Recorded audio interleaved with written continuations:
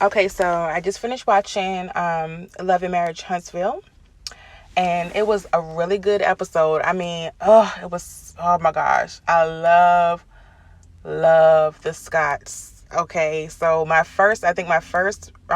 last video I did with the Scotts, or with the Love and Marriage Huntsville, I was talking about my issue. Maybe not the last video, but some video I did. I obviously haven't done that many videos, but I can say the first video I did talking about Love and Marriage Huntsville, I kind of was talking about my issues with Kimmy, and I think I said that I enjoy her when she's in her element, doing her thing. I don't enjoy her in relation to the other girls, or in relation to Tisha, because Tisha's my favorite. So I just, but I knew, just get these people separate. Just show them doing their thing in their own black, excellent way. Okay. And it will be beautiful, beautiful. And it was. Oh my God. Tisha's so cute. Tisha and Martell together are so cute. I mean, she even said at one point, they even talked about at one point how they just, balance each other out. And that's something that I said I noticed in my other video as well, and why I enjoy them, because, they're just good. They're yin and yang when it comes to life, it seems like. And this episode, it didn't have the little cat fights and the stupid housewives type vibe where, you get women together and say that they're friends, and we all can tell by looking at them that they're not friends. Because if we had friends like that, they wouldn't be our friends anymore, because we're not contractually obligated to be around them. And if they act like that, later we're adults, we have other things to do other than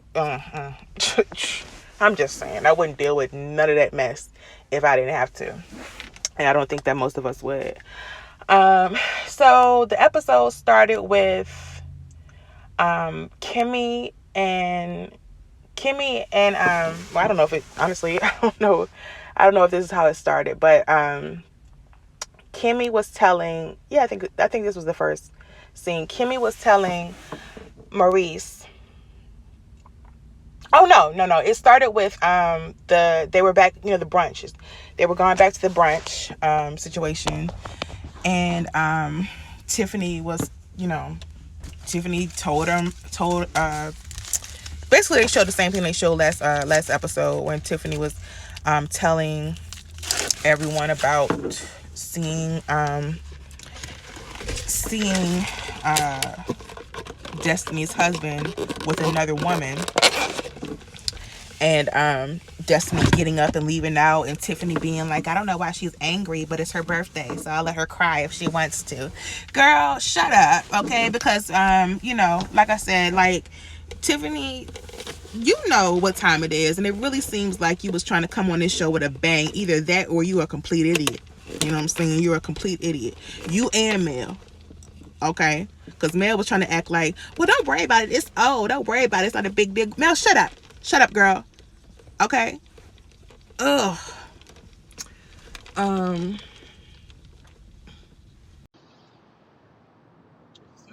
needs to figure out, if her friend, like, what type of friend she wants to be. Like, your friend is upset in the now. She's upset at this very moment, and you are worried about why she didn't call you yesterday when she was upset. You're worried about why she didn't inform you of every step of her divorce.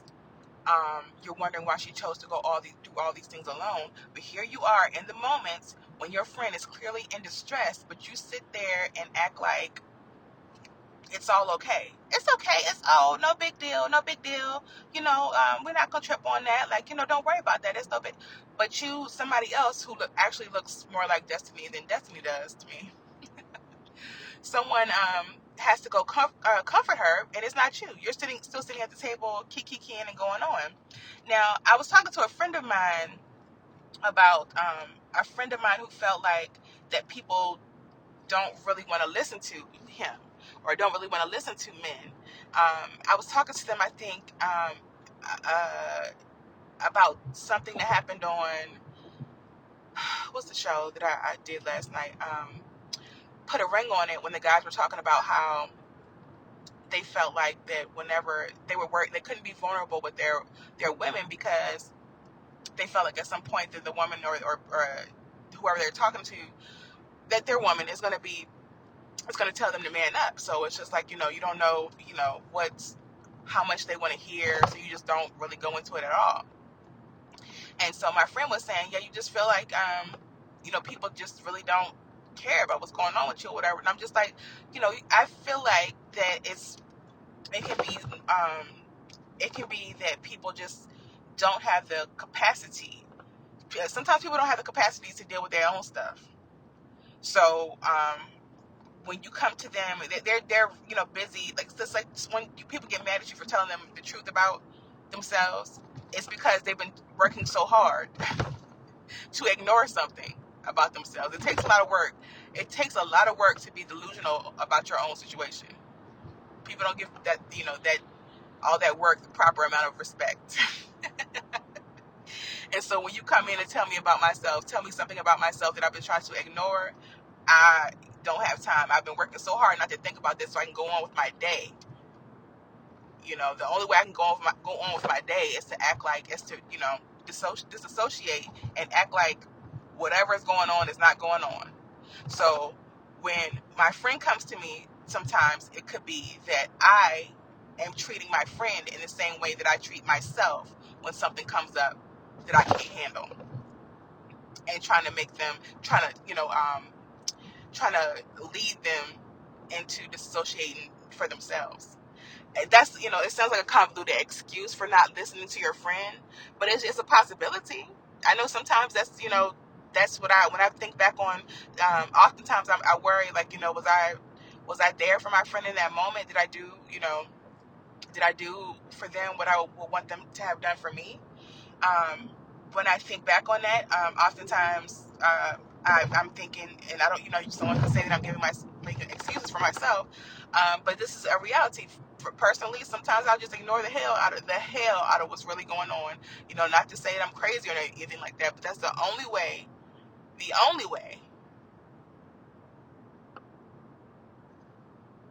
Like Charlie Davidson said, deny, deny, deny. Sometimes that's the only way to get through the day, And so that's what I think it's a possibility of why Mel is the way she is, because she still has her own crap going on, just like everyone has their own crap going on, and I guess that's why it's such a beautiful thing and an admirable thing, a precious and rare thing for someone to be a really good listener or a really good friend. Let's see, that's where I want to make my turn. But I think she dropped the ball in that moment, regardless. For whatever reason, she definitely dropped the ball. She's sitting there, just kikiing and whatever.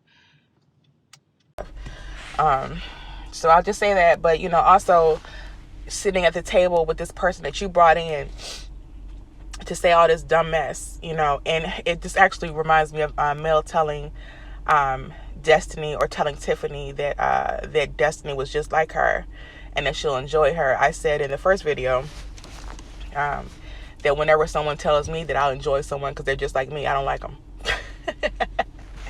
And, seems to be the pattern here. Because, they go on talking about how the ladies are sitting there, Kimmy, Mel, and the other friends, and Tiffany, they're sitting there talking about how it's normal in business for something like that to happen. People have business partners, and Mel's like, oh, well, does he have a business partner? And before, let me see, can't even. Okay, does he have a business partner? And Destiny was like, oh, I don't know. So like, and she, anyways, they just kind of glossed it over. So they ended up having cake, and Tiffany was a real jerk about it. Just kind of like, it's her birthday, she can cry if she wants to, type junk. She's just an awful girlfriend.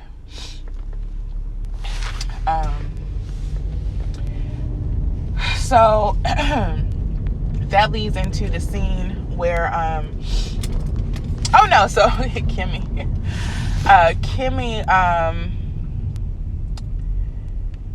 Kimmy says that that she was hoping that the person that it wasn't her, because she remembers a time when someone swore that she was Destiny. I don't know why, because they don't look anything alike.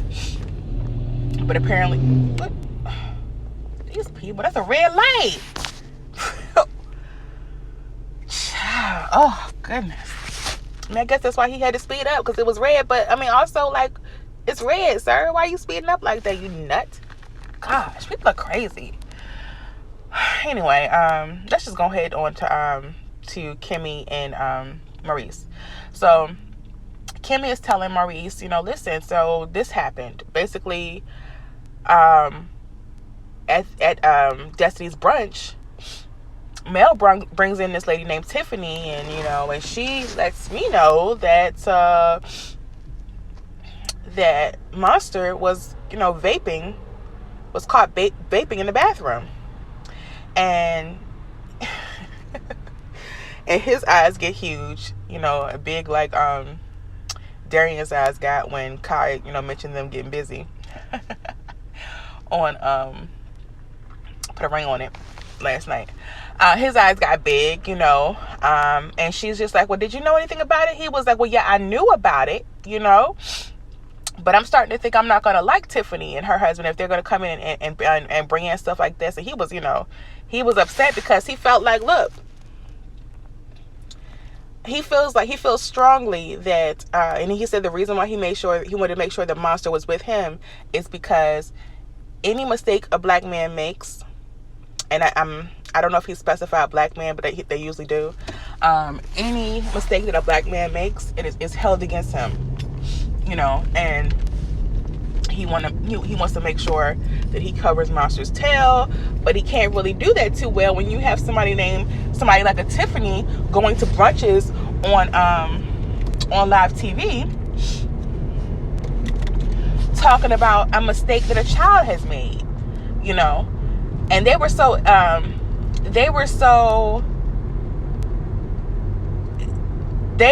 were able to keep it under the radar so well that Kimmy didn't even know about it. But now it's spoken about on camera, so I don't know, maybe he was a little mad with Kimmy, but I mean, Kimmy did give him an opportunity to address something that was already going to be on camera. It was trash, but he was pretty mad, that it was even brought up.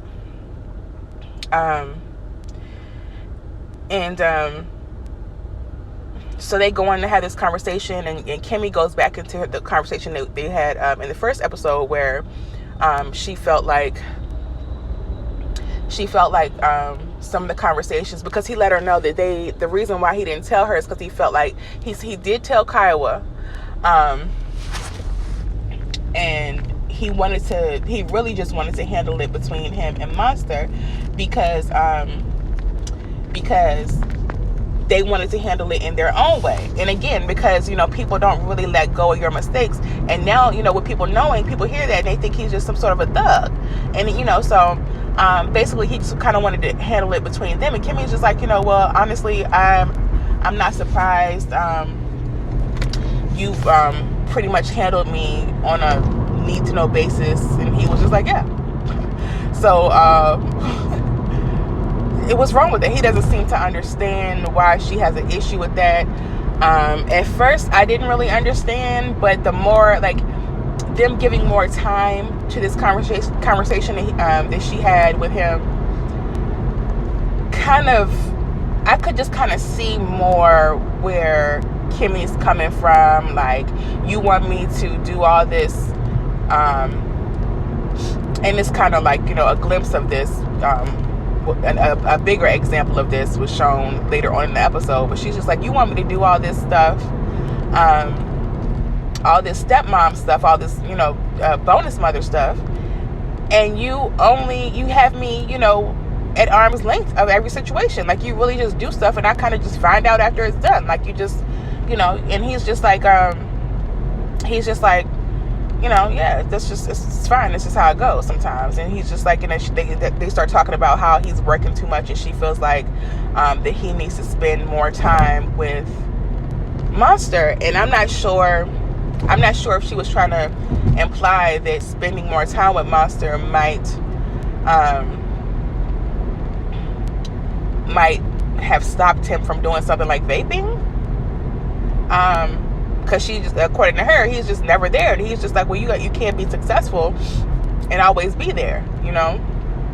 Some things are gonna have to take something's gonna have to take the hint, and I get the hit.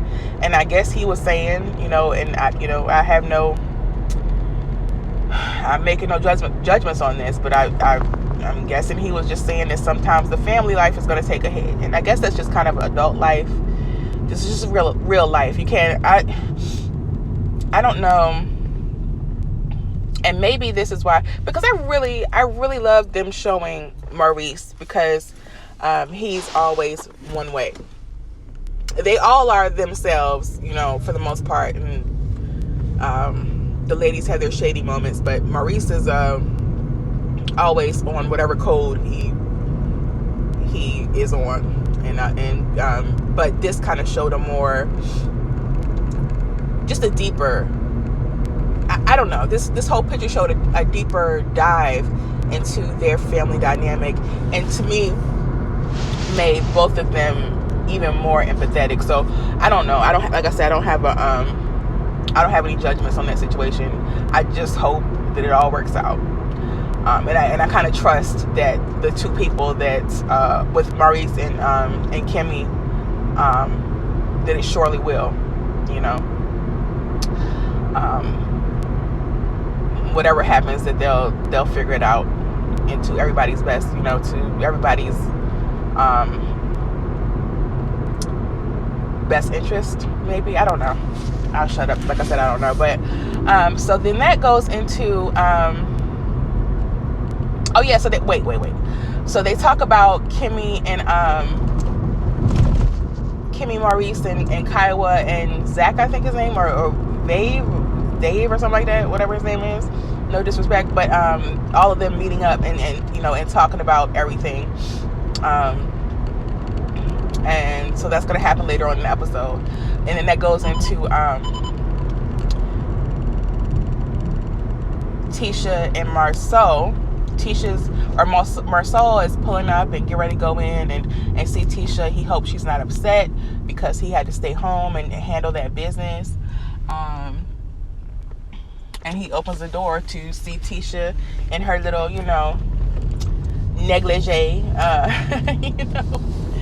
her night clothes, her little sexy situation with her glass and everything. She's ready to see her husband. He was like, oh, I wasn't expecting this. Don't close the door. We don't want people to see. She was like, no, they need to see.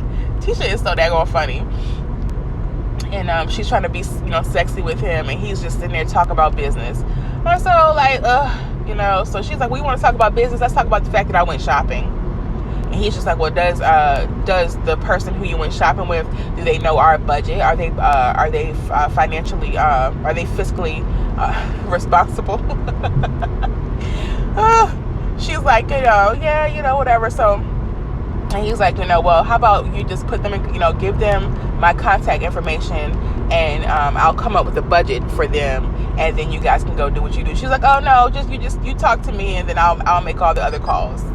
And that was their cute little scene. And he wanted to make sure that she knows that, or that she keeps in mind that they have a business trip, that they are at a business trip. He wants it to be all about that. And remember last episode, Tisha was, saying that she hopes that it's romantic. They did touch on the nephew. They did touch on Kimmy's son, whose name I don't know why I forgot.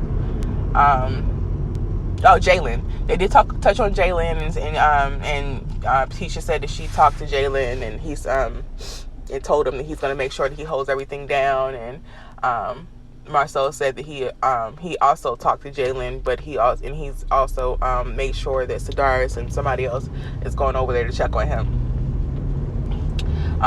When Tisha called Jalen was like, I'm always by myself, it's nothing new.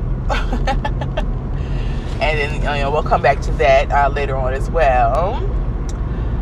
Then the next scene was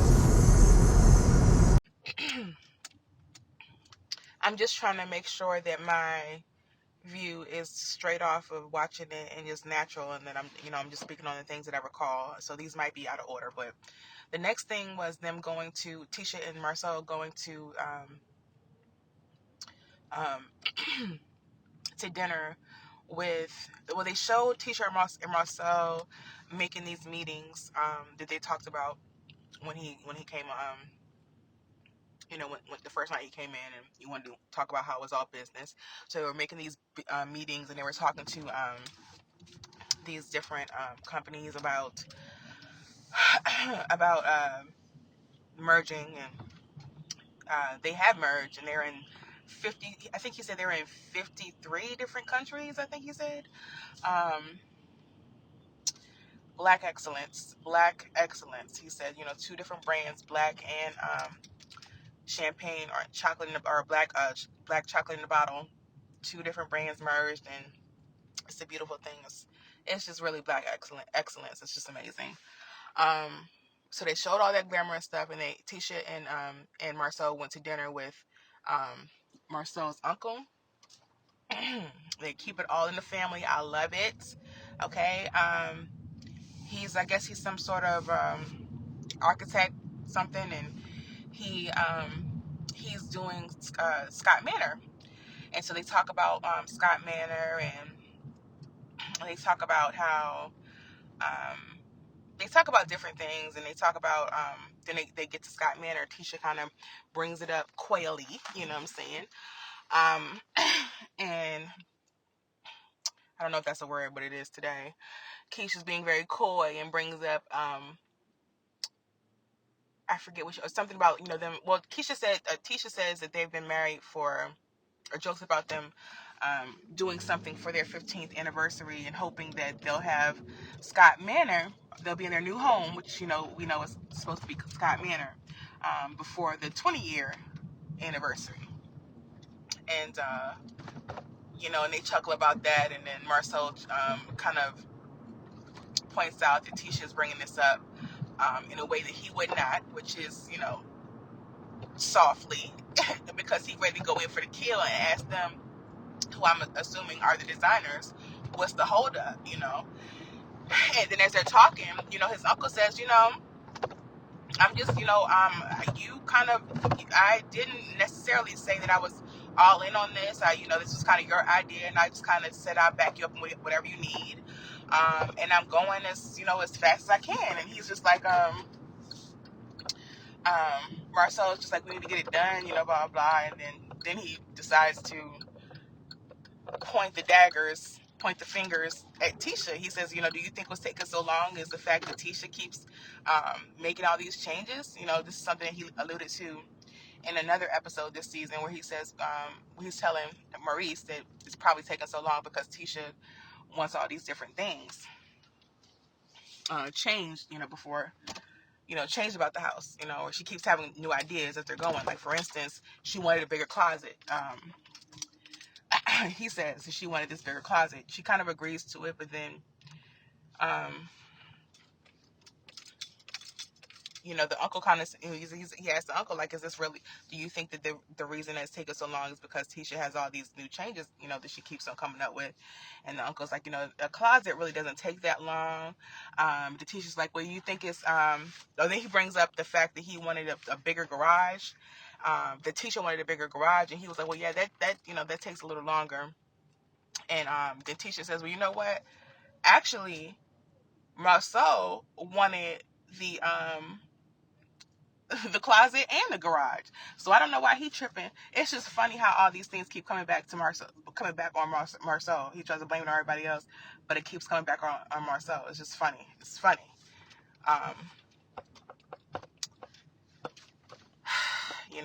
The king, really takes all of everything.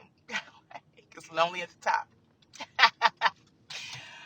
Oh gosh, these men's in these shows. But like I said, it's just, I don't know anything about having this much responsibility as the head of a household or a husband, you know, who's making moves and doing all that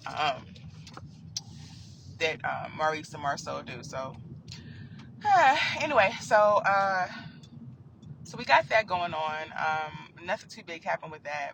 I enjoyed seeing Tisha speaking to everyone and just playing her part. She touched on with Marcel, you know, touched on the fact that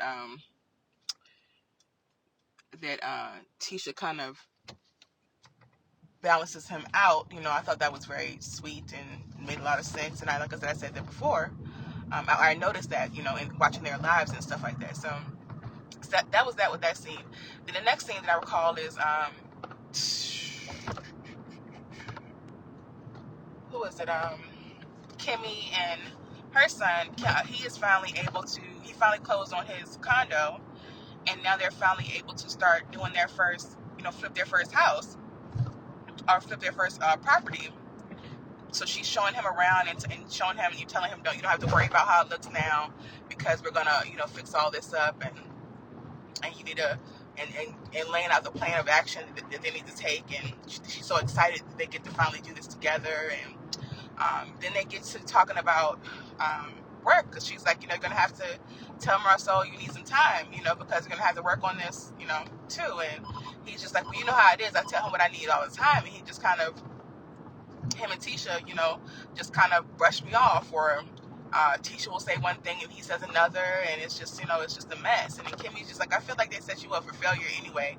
And we all knew, everyone who knows Marcel knew that he was not going to train you. He was going to throw you in, you know. So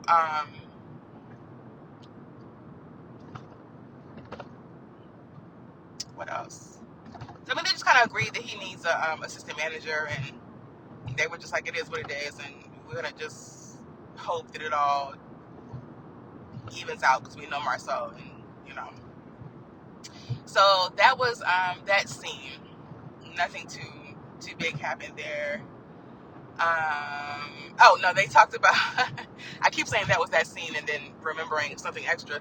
They talked about how Destiny, you know, Uchi Coochie Diva, how Destiny had told Kimmy that Jalen was eyeing her, you know, at Black's opening, and pause, and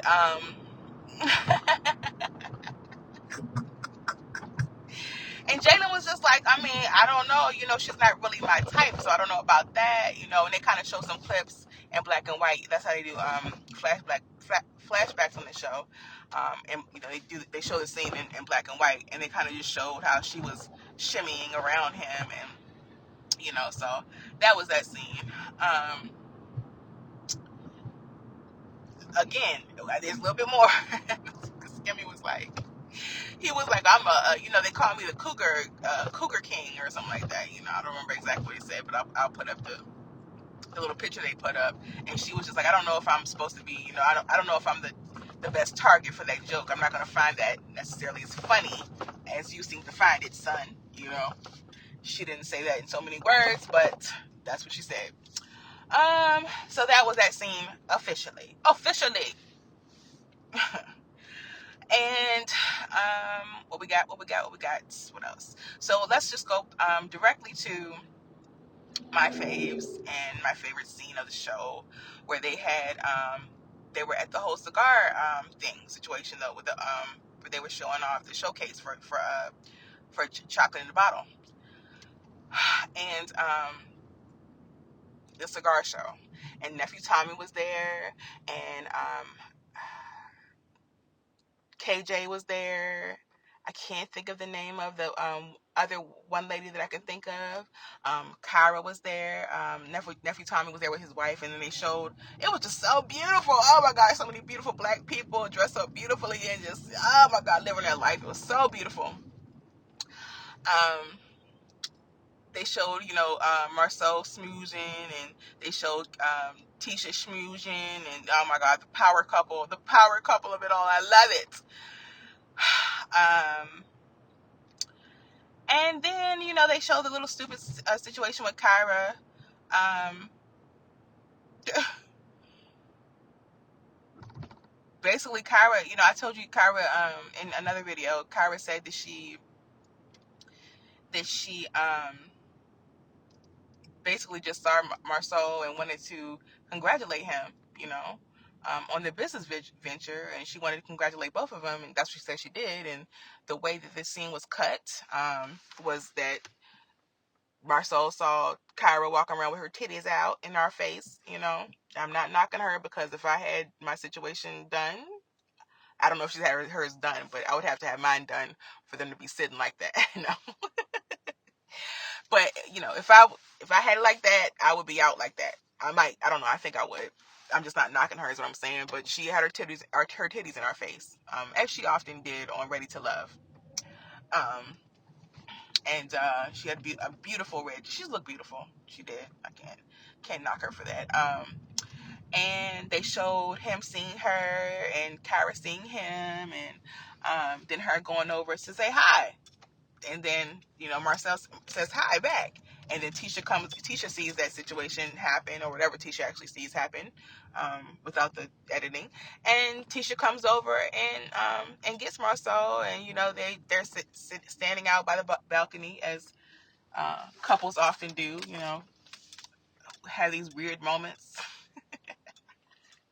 I saw her looking at you, and I had to come snatch you up. You know what I'm saying? First, of course, is how's everything going? I said, big old smile with a big old Miss Wanda dimple. And, well, then, I saw her, I saw the girl, in a red dress, looking at you real hard. So I had to come snatch you up. He's just like, look, I'm just trying to spread the chocolate, And she's like, well, I hope you talk about the chocolate in the bottle, and, and that's it, because I don't have time to be going on and carrying on. And, let me go wash the car. So that's how that go. And then they showed, somehow it went from that to him looking around and seeing if there was a napkin. And you know how with editing, it really could have just been her name, because he's like, are you okay? Well, I'll see if I can find a napkin, and then he says, well, you look beautiful. But she's like, I'm okay. And she looks like she's wiping her tears or something. But I don't think that she was wiping her tears at all. I think that, she was just, her eyelash was messed up. And she was just trying to make sure her makeup wasn't messed up, and that's why he was like, you look beautiful. So you had that going on, and then that brings us to the last scene, which was Kimmy and Maurice arriving at the dinner. They sit there for a bit, and Maurice is happy that Kiowa's husband is coming. I think his name was Zach. His name really could be Johnson, but I'm not sure. We'll just say Zach, Kiowa's husband Zach, was was coming, and Maurice was happy about that, because they get to sit and talk, and as they discussed earlier, at some point in the episode, Maurice hinted at the fact that Kimmy and Kiowa were getting along because he encouraged it, and Kimmy wanted to make it clear, no, you didn't do, nothing really, you just kind of, he was like, well, I said it should happen. She was just like, yeah, you didn't do nothing about it. This is just, you just was kind of catering to whatever she wanted. You wanted to make sure you kept her happy. Kimmy's really, feeling, Kimmy really has had a hard time, and they show the scene, where Kiowa was being a dick to Kimmy. Kim, for some reason, who knows the truth, but Kimmy, or Kiowa feels like Kimmy, I wonder if that place is open. Probably not, but I'm not going to chance it. Kiowa feels that Kimmy started dating Maurice before Kiowa and Maurice were divorced. And they show that clip where they were talking about it, and Maurice was just sitting there like, he wasn't really speaking up, too much. I guess Kimmy felt like he should do more, and obviously that was a indicator of how it probably happened, And I kind of believe, because Maurice kind of just seems like, he doesn't seem to want to really get in the muck. He just kind of wants to, when it comes to, stuff he probably considers petty, like, little arguments between family and stuff like that. He doesn't want to get in the muck. He just wants to say what he has to say, and, and hopefully everything will work out. So he starts to looking at his watch, because we're back at the dinner. The meeting is supposed to be between the four of them. Kiowa's husband, Maurice and Kimmy, and they're at the table and they've ordered their food and stuff. And he's saying, Maurice is looking at his watch. He's saying, I got a meeting with the attorney, so unless they come here shortly, I'm gonna have to go. And she's just like, so you're gonna leave me here? Oh no, first she said, well, we're just gonna have to cancel then, right? Because, we'll just have to reschedule. He was like, oh no, why would we do that? You know my heart. You know what I want to have happen. He wanted to have her say, just be the representative for them both at that meeting. He wanted Kimmy to be the representative of everyone at that meeting, even though he feels like she is on a need-to-know basis. She said this out of her mouth. He feels like that she is on a need-to-know basis when it comes to Monster and Monster, the whole situation with Monster. So even though he feels that way, he feels like that she knows enough to be a representative for him at this meeting. And he surely gets his happy behind up, kisses her on the cheek, and dips out. Child. As I said, and as he said, it takes a lot to make all these things that he's making happen. And what's crazy is that I know that Kimmy also knows, because we know that Kimmy has worked so hard that she has put her son through school. He doesn't have to worry about paying for college because his mom has. Kimmy made a joke when she was talking to Jalen about working at the restaurant. She said, you made some mess ups. You've done a great job. You've made some mess ups. And as did I. As a nurse, I actually left a whole patient outside and went home. But that just made me a better nurse. She said making those mistakes, like, leaving an entire person outside and going home and forgetting about them, just makes you a better nurse. That's what Kimmy said. I get her point, but it was just a weird way of making it. So, I'm saying this to say that Kimmy obviously knows what it is to work very hard, make a lot of things happen, and still be a parent. So that's just a whole deep thing. I guess we're going to have to see more of that. And it's sad, it's a sad reality to people who are making things happen. But hopefully in the end, hopefully before the end, hopefully the end will justify the means, and the kids will see why everyone felt they need to do what they had to do. And that's how that goes. Oh, no, not yet.